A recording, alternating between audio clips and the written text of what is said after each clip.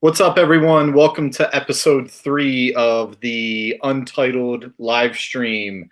With me, as always, is Houston from Chasing the Graph. He was under the weather last week, so he didn't get to join us, but he is back at full strength this weekend and ready to go. So if you've seen the title of the episode, there are some rules changes that Major League Baseball wants to implement with the 2021 minor league season, pretty much using the minor league players as guinea pigs.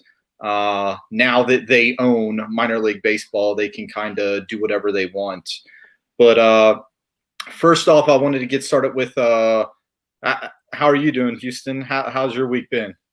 It's good, man. We finally got a stretch here of 10 days with no rain, and it's been it's been nice to be able to actually get outside and get the yard mowed for the first time. And I'm not looking forward to yard mowing weather ever. Yeah, no, we don't have to mow our desert landscape is what they call it here. But I got plenty of weeds to pick. But cool thing is it did snow in Tucson and the mountains look pretty awesome. So first off, oh, and also you have some big news too. They kind of concerning minor league baseball with the Burlington Sock Puppets.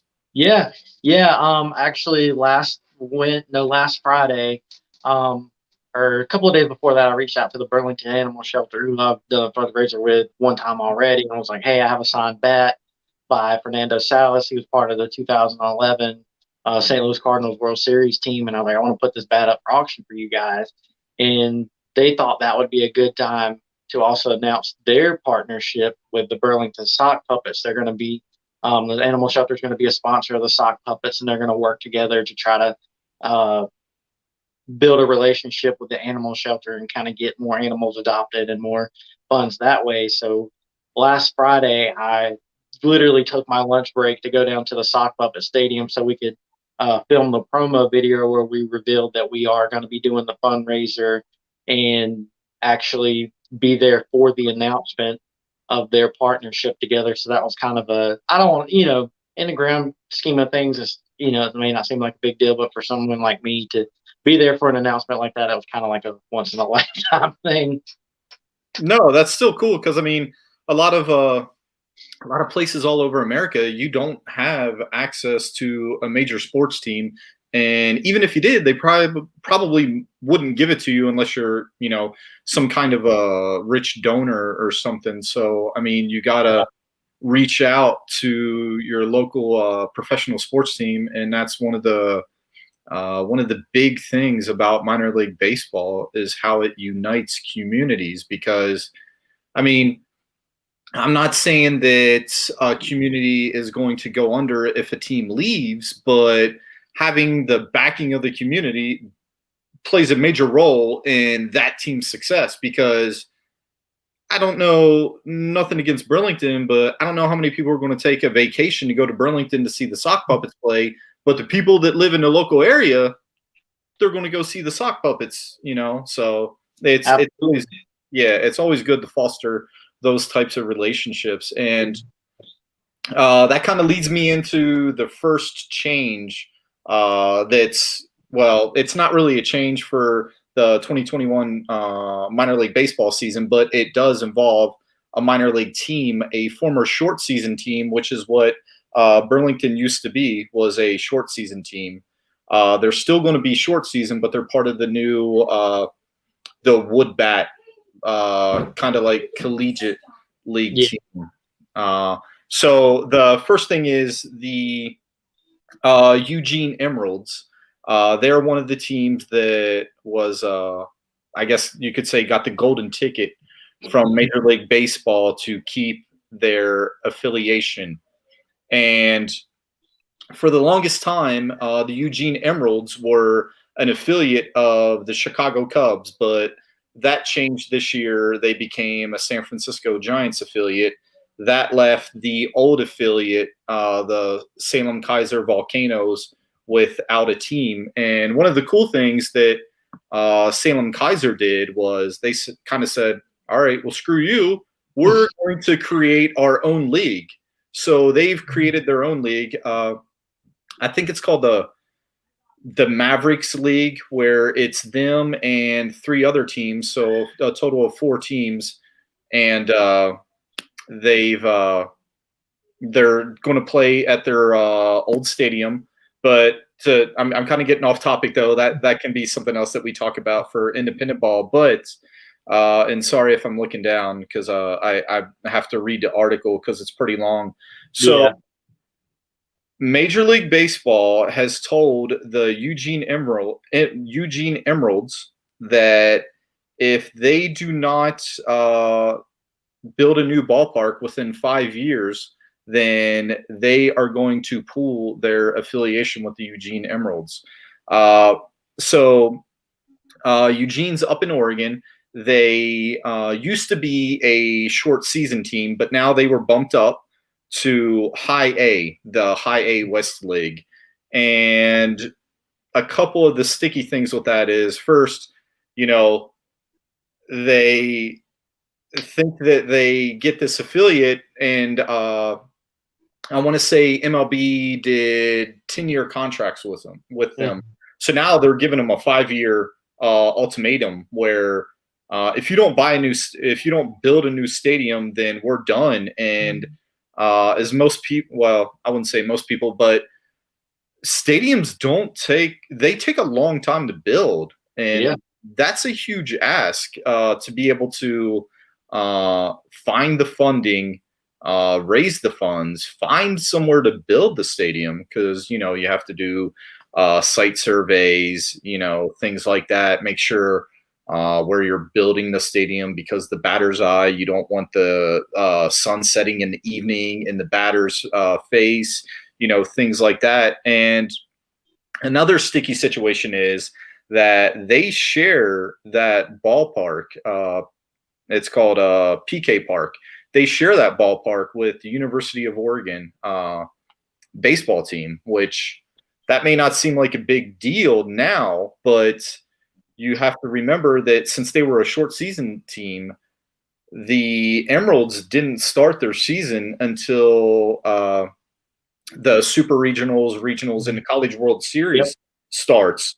So now they're going to be a full season team starting, I think I know MLB has pushed the season back for AAA. I don't know if it's happened with the low A leagues yet, but now that season is supposed to start next month, and the college baseball season is already in full swing. And I just think MLB is kind of doing them dirty, that. That's definitely the vibe I got about it. And before you sent me the link, what we were going to talk about tonight, I had kind of heard basically through the grapevine of like, hey, this is what's going down in Eugene, but I didn't really read about it. And the whole vibe I get is the MLB was like, okay, so this is what you're trying to do, so we're just going to stick it to you anyway, and you're going to eventually have to conform to what we want, and you can't get out of our thumb completely. That was definitely the vibe I got from it. Yeah, and it's not like the Emeralds are this expansion team that MLB didn't know about. They knew. I mean, the Emeralds have been around for a while, so they knew. I'm sure they had these issues with the stadium years ago. I mean, this isn't something that just popped up overnight. So I think that's just I don't know, lack of a better term, being a bully. That hey, you need to spend hundreds of millions of dollars, or we're leaving you. It's so I thought that was kind of dirty, and I just wanted to put that out there in case if we actually end up getting more viewers that hopefully they didn't know about, and that's another thing for them to I don't know, kind of take our side with our dislike of MLB. So now there's been a bunch of rule changes that MLB experimental rules that they've announced. And I'm sure me and you probably have the same feelings on a lot of these rules, but for the people that don't know, I will read through them and I'll go one at a time, and that way we can discuss them. So, the first rule change for the AAA level is, and each of these rules, they don't trickle down to each level. So, this rule specifically is for AAA. They are going to have larger bases, and it says to reduce the number of player injuries and collisions, the size of first, second, and third base will be increased from 15 inches square to 18 inches square.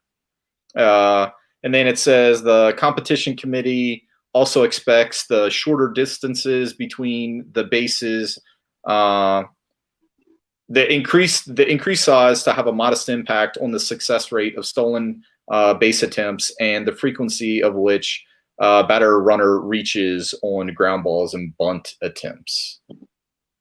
So I don't see a lot of injuries, or at least sorry, NPB card guy made a good comment, and I started reading it. But I'll answer that question for you here in a second. But like the injuries, I see guys like jamming their fingers or things like that. You don't really see a lot of collisions other than at first base where it's a bad throw and the first baseman maybe has to jump and his arm comes down in the runner's lane, stuff like that. But I mean, almost all the guys now, they wear those oven mitts. Yeah, the first base glove. Yeah, to prevent the injuries. So I don't understand that rule at all. When I read that, the first thing that came to my mind is I played softball, like rec leagues, men league softball here in Burlington for a number of years, and most of the fields on first base, they have basically like two bags. Yeah, the two bags. Yeah, and then the baseline runs down the middle of them, and then you've got the bag off to the side where if you're sprinting trying to beat a throw to first, you've got a good probably 6 to 8 inches on the other side of the bag that you can step on without injuring the first base player. And I understand that for people like us who may or may not have played baseball, but at the same time it's mostly men in their 30s plus, and we don't have the best rhythm, we don't have the best running techniques or anything like that. So it's like, okay, I can understand that because we're not all professionally trained in how to play softball or baseball or anything like that. So it's like you're taking a group of men who have trained basically their whole lives to play professional baseball and almost grouping them in with a bunch of middle-aged men who just won't have something to do on the weekend, saying you don't know how to run the bases properly. Yeah.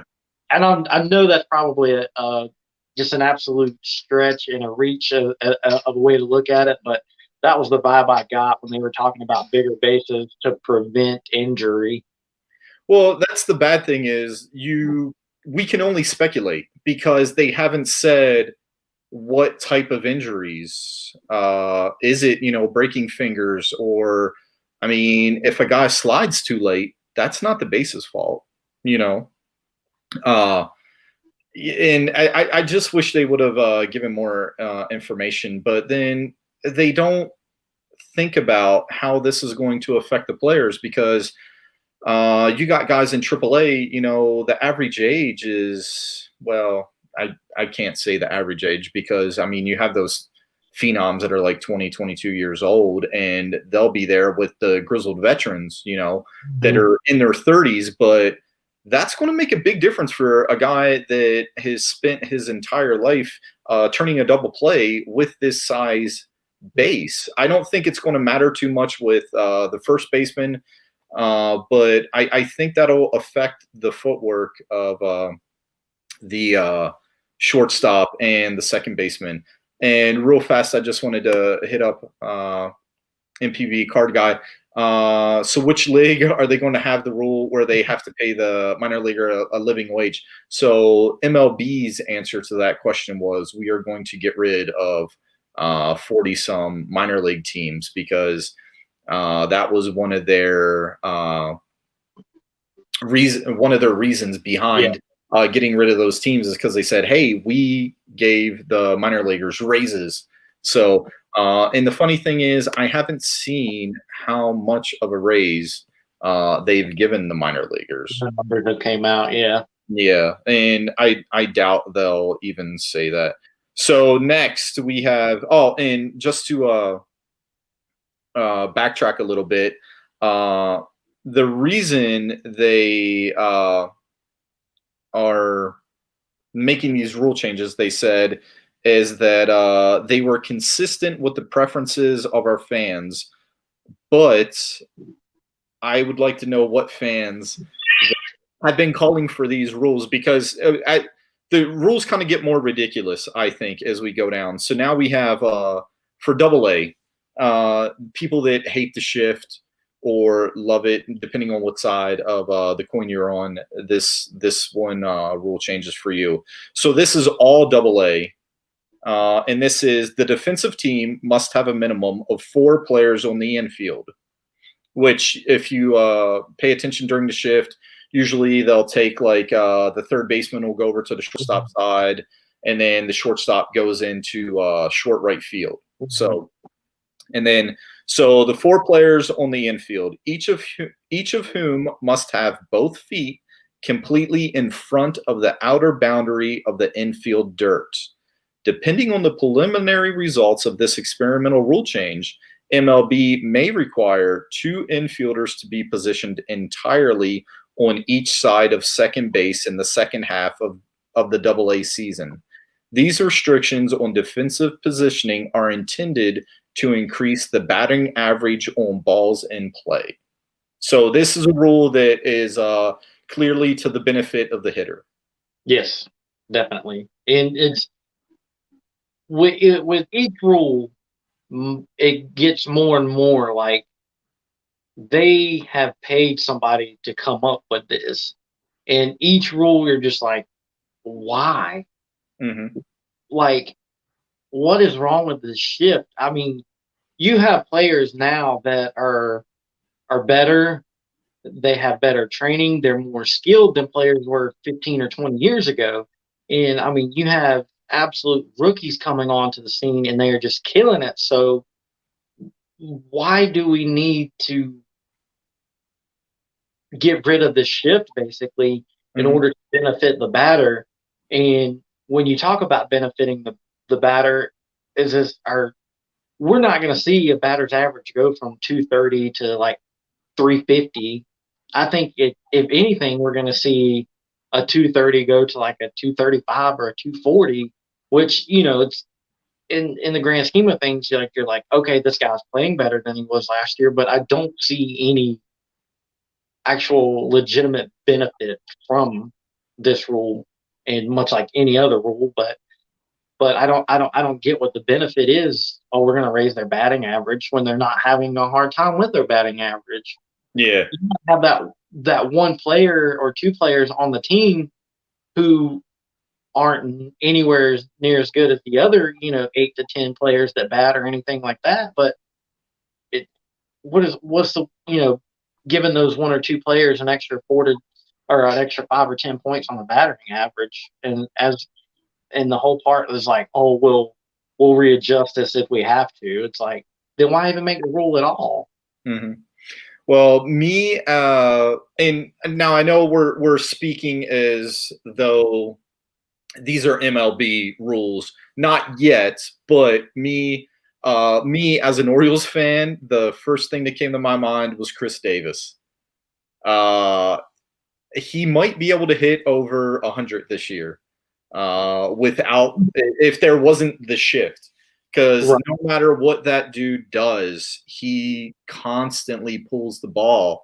And there'll be, to the right of the shortstop, there's nobody there. All he has to do is put down a bunt, a good enough bunt to get it past the pitcher because he's already a left-handed batter, so he's just that much closer to first base to be able to beat it out. But I think I don't want to sound crotchety, but these dudes are the best of the best in the MLB, unless you're getting your contract manipulated and they're keeping you in the minors because they don't want to pay you. Other than that handful of guys, like if you're on a major league roster, you should be able to go oppo or put down a bunt until you do it enough that they're not going to shift on you as hard. And I used to be really, really against the shift. I hated it. I thought it looked stupid. I'm like, what are these guys doing? But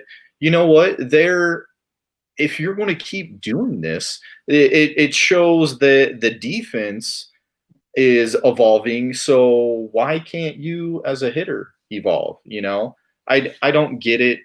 So that'll be interesting. But then also, and having it in double A is kind of weird because I've been to a ton of double A games. I mean, it's been a while since I've been to one recently, but I don't remember the double A teams shifting as much as they do in MLB. Because I mean, and once you get to double A, I mean, there's a lot of roster changes that happens. So and there's a lot of MLB players that'll get sent to double A if triple A rosters, at a certain capacity or a certain way, they'll get sent to double A for 1 or 2 games to rehab.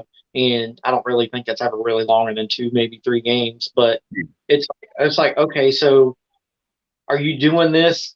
And you would think that if Aaron Judge gets sent down to the double A, that you would want to encourage the shift because that as bad as I hate to say it, that Aaron Judge is probably going to make look at a lot of those, double A players look like they have no clue what they're doing. So would you not want the shift in order to kind of combat Aaron Judge playing in double A for a couple of games? I mean, I don't know. That's just.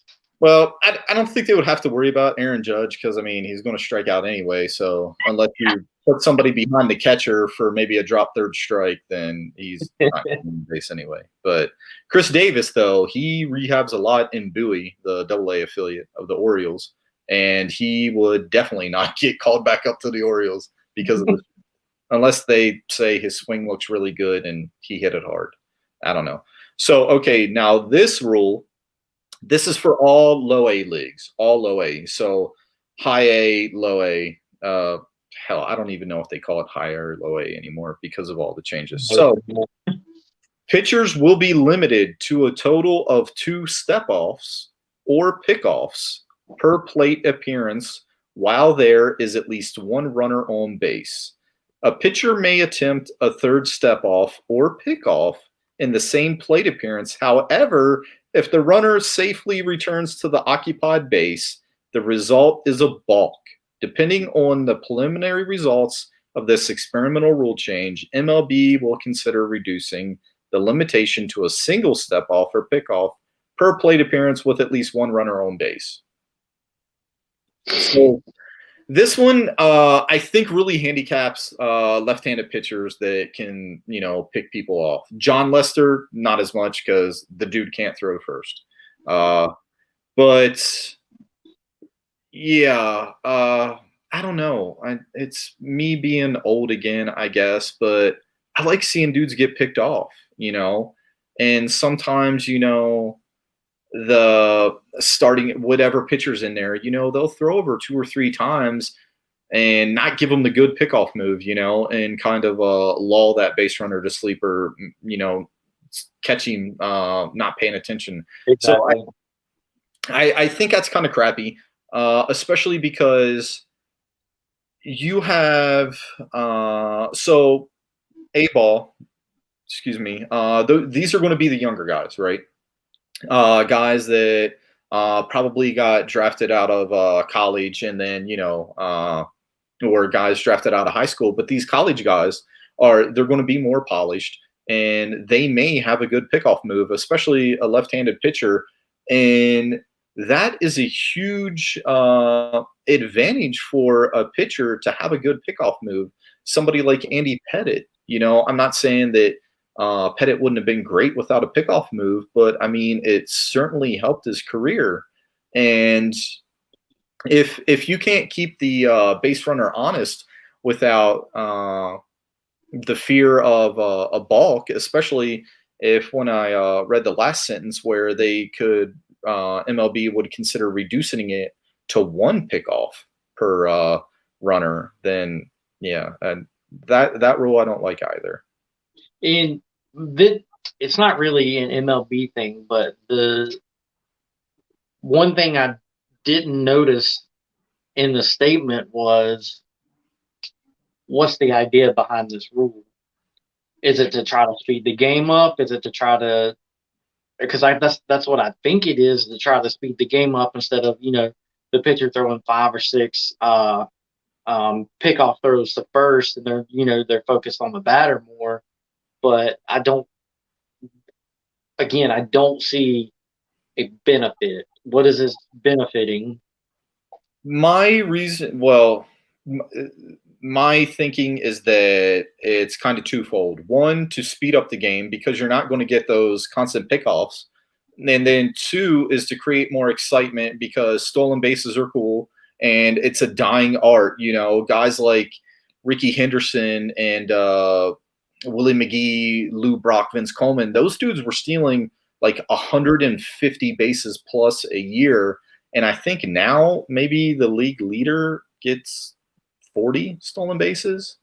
I mean, because the days of like great minor league base stealer was Billy Hamilton. And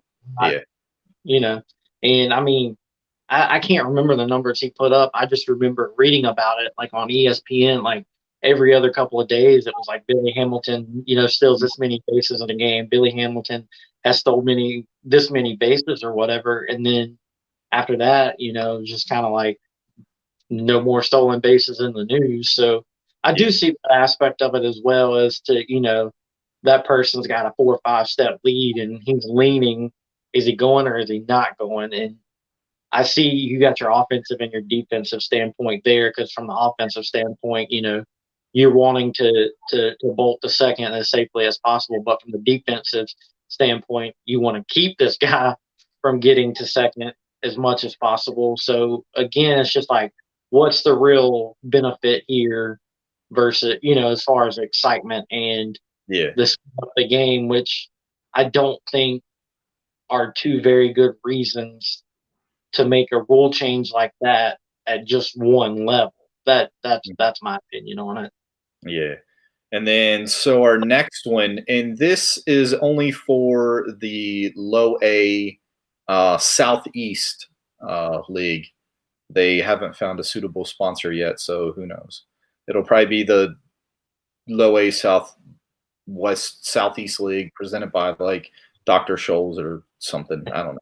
So, in addition to the limitations on step-offs / pickoffs, MLB will expand the testing of the automatic ball strike system that began in the Atlantic League and the Arizona Fall League to select low A Southeast games to assist home plate umpires with calling balls and strikes, ensure a consistent strike zone is called, and determine the optimal strike zone for the system, which that kind of that last sentence, determine the optimal strike zone for the system.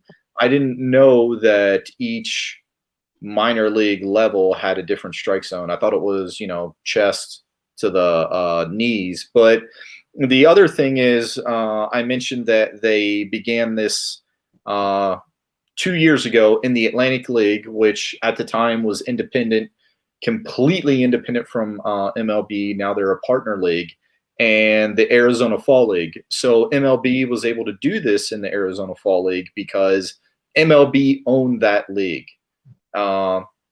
If they would have tried it 2 years ago in minor league baseball, they probably would have got a lot of pushback from owners. But now they don't.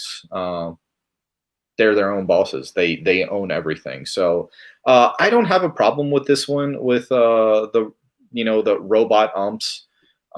because I've seen studies where uh, umpires are a lot more accurate than we think. Besides Angel Hernandez, he's garbage on a nightly basis. But other than that, yeah, I don't really have a problem with this, and it doesn't really slow down the game that much.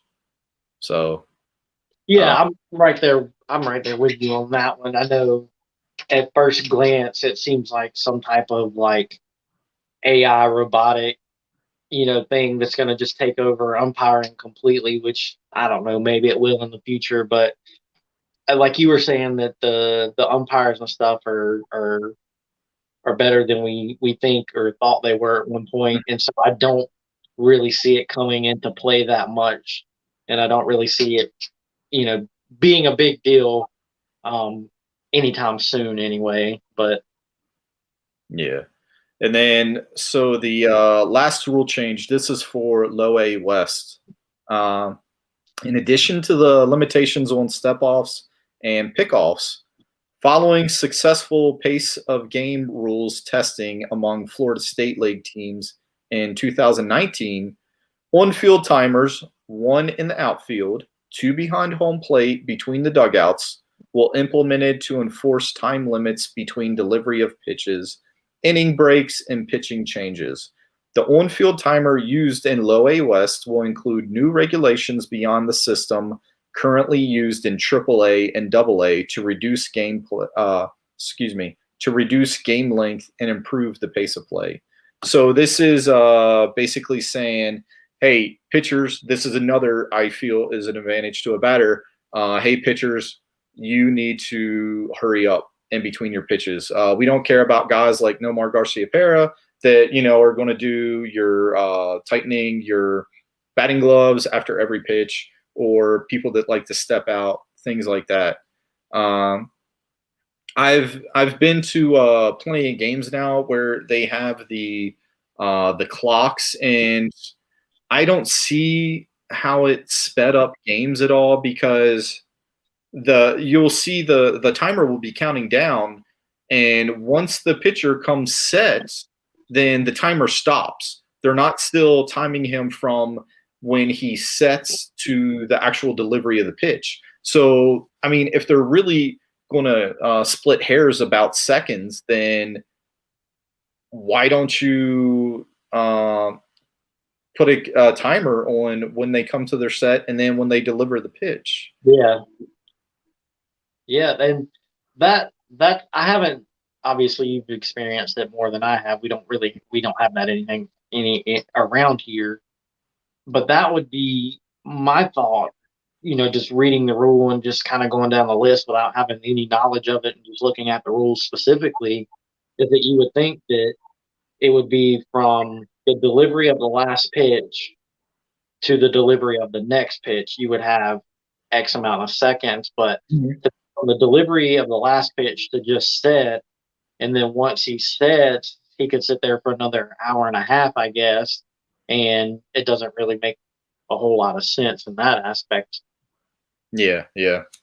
So that's all the rules changes, and I'm going to try to keep my rant short, but I hate that they are changing the rules that will actually affect the product on the field, instead of addressing what I think is the huge problem with MLB. I don't. At first, when they implemented the three batters per reliever, I was kind of against that, but also at the same time, it is a huge pain in the ass when you're watching a game and the manager changes a pitcher to get his matchup lefty righty. So that one I've warmed up to.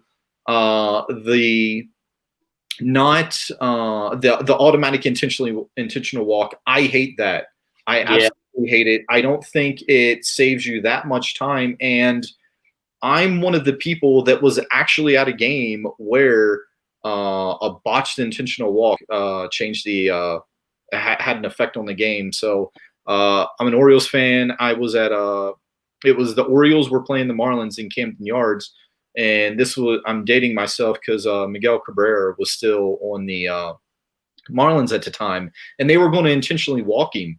And I don't know if it was the first or the second pitch, but the pitcher just threw a meatball in there, and he lined it to right field. I think it was either a single or a double. Hey, what's up, Dan from Korean Cardboard? Popped on here, and I hate that they took that away because it actually has an effect on the game. And I don't see how it saved that much time. So we were talking earlier about how we play rec league softball. So if you want to save time, why not get rid of the home run trot? And in all the leagues I've played, our games have a time limit, 50-minute time limit. You hit a home run, you run the first base, and that's it. So you don't run second, third, home plate. So why not get rid of that? And you're going to save time, but you're getting rid of a portion of the game that has no effect on the outcome, but it has a positive effect on the pace of play. Because I know sometimes dudes will, like, even on SportsCenter, they'll have the home run trot, the countdown, and be like, oh, look at how slow this dude ran. Manny Machado, perfect example. He's kind of a douche, and he runs the bases really slow and likes to talk smack to all the infielders. So get rid of that. You're going to save, 15, 20 seconds maybe per home run, and you're probably like, well, 15, 20 seconds per game, but the balls are juiced. The pitchers have admitted it because MLB thinks more home runs, higher run production. That's what people want to see. But then more home runs also slows down the game. So just have the dude run the first base and then get his ass back out to the dugout, and then exactly. And if there's like a walk-off home run, then maybe run around, or But even then, who was at that point? Robin Ventura, classic example of a walk-off. He hit a walk-off grand slam with the Mets. He was not credited with the grand slam because he got mobbed by his teammates, I think like in between second or third. So he got credited with the double because the other, 2 runs didn't count. They didn't matter anyway. But I mean, a walk-off, the game's over. Screw it. Go crazy. Chase your dude to the outfield, like Brett Phillips when he hit his walk-off in the World Series last year. I think he ran out to center field and they mobbed him. So that's something that I think they could do to speed up the game. But then also, let's be honest, MLB is dying. It hasn't been America's pastime since, I believe it's 1972 or 1974. NFL has that's when the NFL overtook it as the most popular sport in America. And you say that because when I was at the community college back in like 2010, 2011, I was talking to one of the teachers there. Me and him got to be really good friends, and we were talking. And he's probably in his 60s or whatever. And we were talking about baseball, and he's like, "You like baseball?" And I was like, "Yeah." And I was, I don't know, 23, 24 at the time, something like that, maybe 25. And he was like, "Oh my God." He was like, "I bet the MLB would love to even know about you because you're a baseball fan under the age of 50. yeah, right. And sorry, I lost my train of thought. But so MLB thinks, hey, we need to make all these rules to get those fans into the stands and things like that, but they don't realize they're so greedy and tone deaf to the fan base that they don't realize that they're killing themselves. So how do you how do you grow the game? You need to replace those fans that are dying with younger fans. How do you do that? Grassroots level. Minor League Baseball, which they've gotten rid of 40 teams in super small communities. So me growing up, it was awesome that I would go to a minor league game, see my favorite players, and then a couple years later, you see them in the big leagues, and then you know what? I'm going to bug my mom or my dad or whoever to take me to a game so we can see that guy in person. But now they've lost that connection. And then on top of that, another way, if you want to grow the game, get new fans, get rid of the blackouts. Like this year, I canceled my MLB TV subscription because you pay all this money and you still don't get to see all the teams. You don't get to see all the games. So me, I live in Tucson, Arizona. So I am blocked out from the Arizona Diamondbacks, the team that is the stadium, I believe, is 94 miles away. So all of Arizona can't watch their hometown team because I don't know why. And then I'm also blacked out from the San Diego Padres. So, and they're one of the most exciting teams, especially last year, but up and coming teams. So I can't watch their games. And I'm one of those cable cutters, so I don't have ESPN or anything like that. So I can't watch the Sunday night broadcasts and things like that. So why would you black out your regional fans? Because that little kid or whoever is going to see this player on TV, like some kid in Tucson is wants to watch a Padres game and they love Fernando Tatis Jr. because the swag and the bat flips and stuff like that, but they're not going to get to watch him unless they figure out another way to watch the Padres, or if they can convince their family to take them up to Phoenix to see the Padres when they play the Diamondbacks. I think the blackout restriction is, I don't know. I don't get it. I don't understand it. And the thing is, that makes no sense to me. And because here in North Carolina, the two closest teams, I guess, would be the Atlanta Braves to the south of us, and then the Orioles to the north of us. There's no Oriole games at all shown here. You can't get them unless you purchase an extended package of some sort. But you can get the Braves games here on, I think it's Fox Sports South. Yeah. And for me being a Rangers fan, I don't give two craps about the Braves coming on TV, but at the same time, it would be extremely frustrating to be a Texas Rangers fan, to be in Texas and have to go, jump through hoops and fire just to watch a game when, in North Carolina, I can pretty much, if I have not even an extended satellite package, but a good satellite package, I can pick their game up with no problem. And it's just like you're saying, it makes absolute zero sense. And the only blackouts that we deal with here in North Carolina is, for whatever reason, usually when Duke and Carolina play, they'll have it on the local network of CBS Channel 2, or they'll have it on ESPN. And if you go to watch it on here, if you go to watch the Duke Carolina game on ESPN, it just says this is blacked out. But then you can watch it on your local CBS Channel 2. And that's another thing. It's like, why are you blacking out teams in areas where you're not blacking them out in others, I guess? Because if I was a Braves fan, I could watch all the Braves games in the world that I wanted to. Yeah.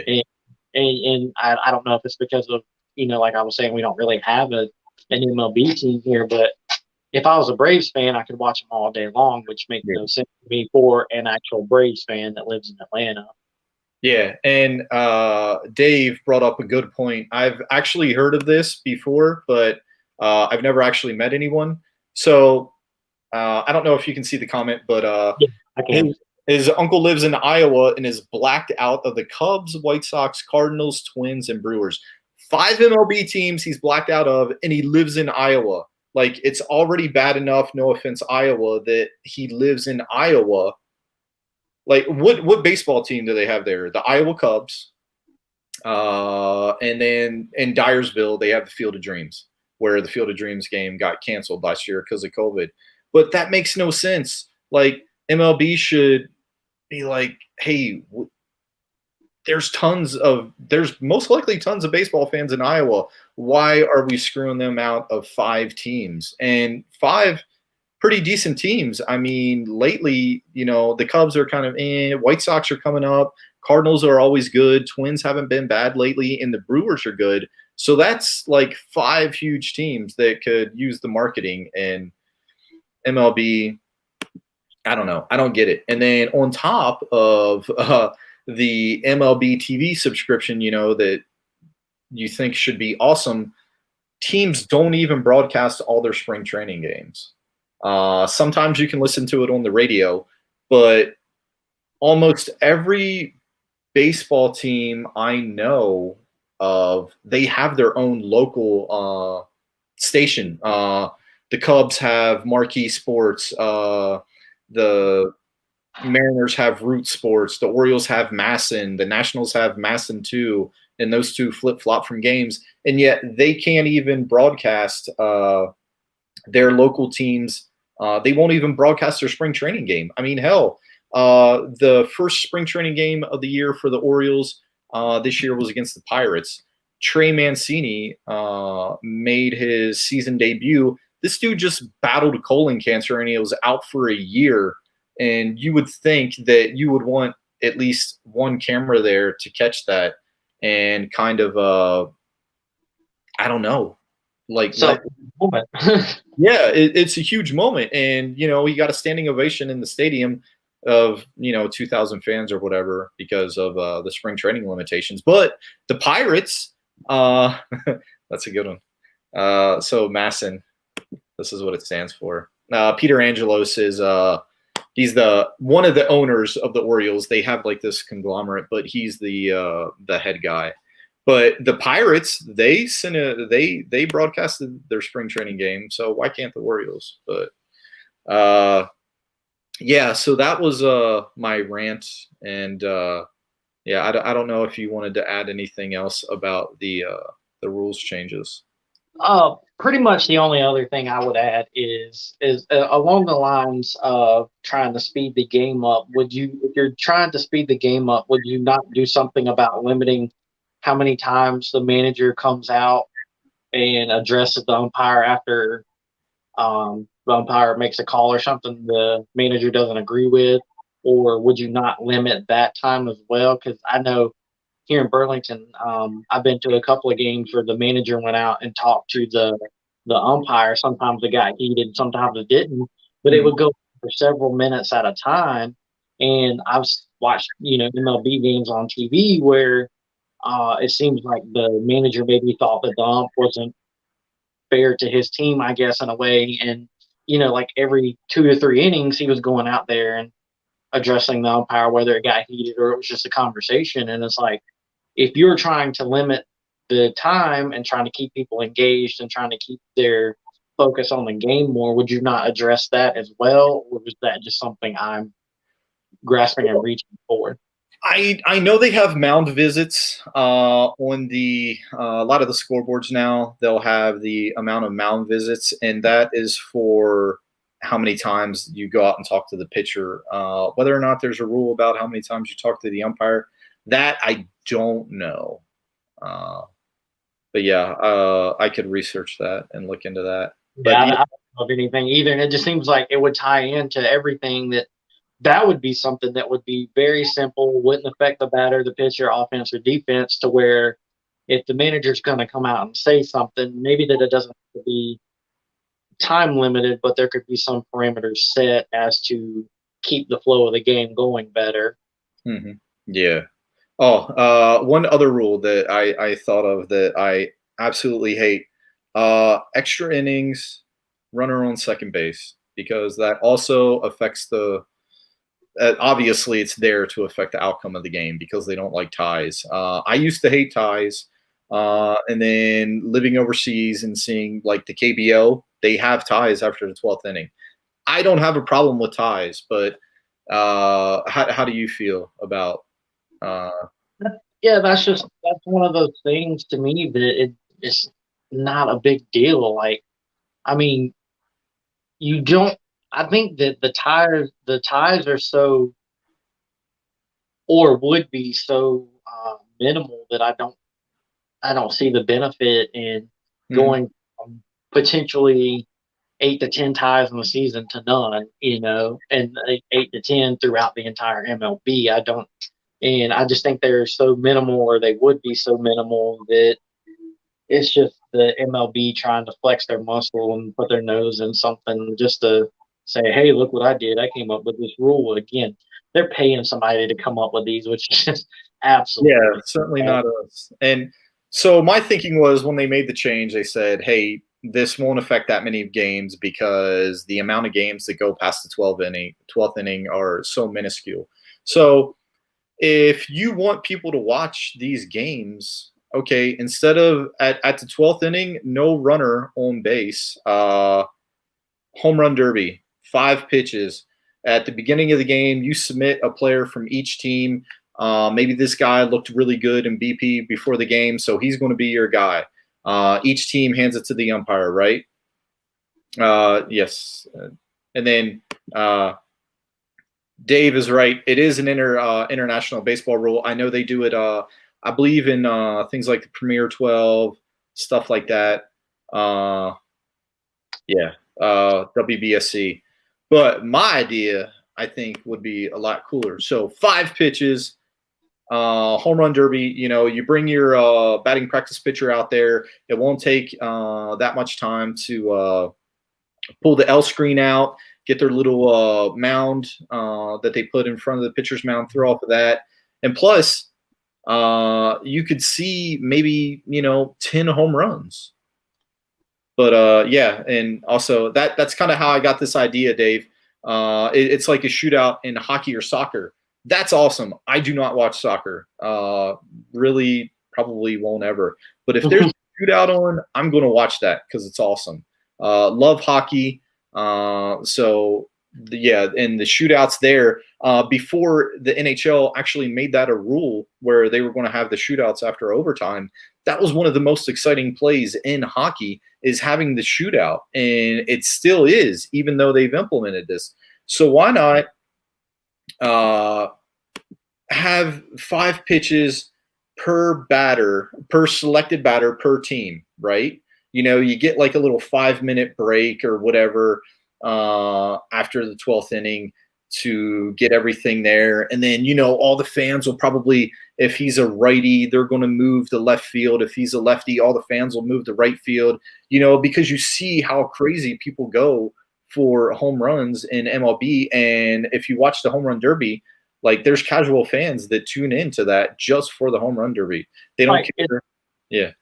It's like the Super Bowl. People that care nothing about football watch the Super Bowl, and people that care nothing about baseball, they watch the home run derby, and people that care nothing about NBA, they watch the 3-point and dunk, 3-point contest and the dunk contest. And then with your proposed idea, I think it's even better because you get one aspect that you wouldn't normally get, and that's getting the fans to stay the entirety of the game. Yes. And I know just from the Berlin Royals and the Grasshoppers games I've been to that if it's tied 3-3 in the ninth and then it's tied 3-3 in the 10th, once you get past the ninth, people just start leaving. They don't care if it ends 4-3 or 3-4 or something like that. And yeah, because you got to get home. Yeah, and work. Exactly. And for like real baseball fans or whatever, they might, and I'm not saying real baseball fans don't stay, but like somebody who's just like, this is a great game. It's like a pitcher's duel, and I'm going to stick it out and see to the end of it. That's just few and far between. But if it's 3-3 after the ninth and 3-3 after the 10th, people are going to be like, we might get to see a home run derby here. Yeah, right. And it's just like, it's like one of those aspects. It's like, how many home run derbies have people seen in person in their life? Probably none. Yeah, I've seen a couple because I've actually gone to All-Star games, when they do it. But right. The game starts so damn late, like 7:30, 8 o'clock. But if it's in the ninth inning and it's tied, I'm going to be bugging the people I'm with, like, dude, we have to stay. Home run derby could be coming up, and then so 5 pitches. If it's tied 5-5, 1-1 after that, okay, round 2, 3 pitches. After that, still tied, 1 pitch. And then after that, if it ends in a tie, I'm not upset because you know what? I got to watch a mini home run derby. That's pretty awesome. I'm not going to be complaining about that tie if I'm there or if I'm watching it, because home run derbies are awesome. So I think that would lessen the. The reason people go to games anyway is to see a home run or two because they want to see Fernando Tatis or Luis Roberts smoke 3 or 4 balls in a game. And so when you guarantee them that, you're pulling them in and you're holding them there, it's like, we've been here for 2.5, 4.5 hours and not a single home run. And here it is, we're going to get to see 10 of them, basically, in a way. Yeah, a possibility, but yeah. So yeah, wow, our longest episode ever. So yeah, thanks everybody that stuck it out. I'm sure most of the viewers are my parents, or Dave and maybe Dan's still around. So thank you guys for tuning in. Definitely. As always, how can everybody find you, Houston? At Chasing the Graph on Facebook, which we just hit 1,100 followers on Facebook today, 1,103, I think. And you can at Chasing the Graph 8, the number 8 on Instagram, and at Chasing the Graph on Twitter. And you're also, for any Cardinals fans out there that may be watching, you're auctioning off of bats. Yeah, the Fernando Salas TriStar certified signed bat. The link is pinned to my top post on Facebook and Twitter. You can find the link to bid there. I've got pictures of the COA, and you can get the COA number right off there and go to TriStar's website. So it's 100% legit, 100% signed, and the bat is limited to out of 6. I can't remember. I think it's number 6 of 6, which is a little bit more lucrative, I guess. And he was that part of the 2011 St. Louis Cardinals World Series champion. And now 100%, not 10, not 50, not 95, 100% of the proceeds go to my local animal shelter here, Burlington Animal Services on Facebook. You can find where they posted about it as well for legitimacy. Yeah, awesome. And then so my Twitter handle's at the bottom there, at Charm City Graphs on Twitter, Facebook, Charm City Autographs, because I ran out of characters on Twitter. And YouTube, where this will be posted later, is also Charm City Autographs. So thank you everyone for tuning in, and hit us up on our social media if you have any ideas or topics that you would like for future broadcasts, because I don't want this to just be the 3 episodes in, and the 2 of the episodes have been minor league baseball heavy, but I want to talk about all baseball. So this can be your one-stop shop for all things baseball: Korean baseball, Japanese baseball, Taiwanese baseball, independent leagues, and then hate on Manfred sometimes too for MLB, but then also other stuff. Houston, you're in NASCAR country. I got my Ross Chastain shirt on today. I was watching a NASCAR race, so we talk about NASCAR, pop culture stuff. So let us know, and we will do our best to make our fan base happy and hopefully grow it. So thank you all for tuning in. Have a wonderful night. Thanks. And this is always the weird part, because you have to click it twice to end the podcast.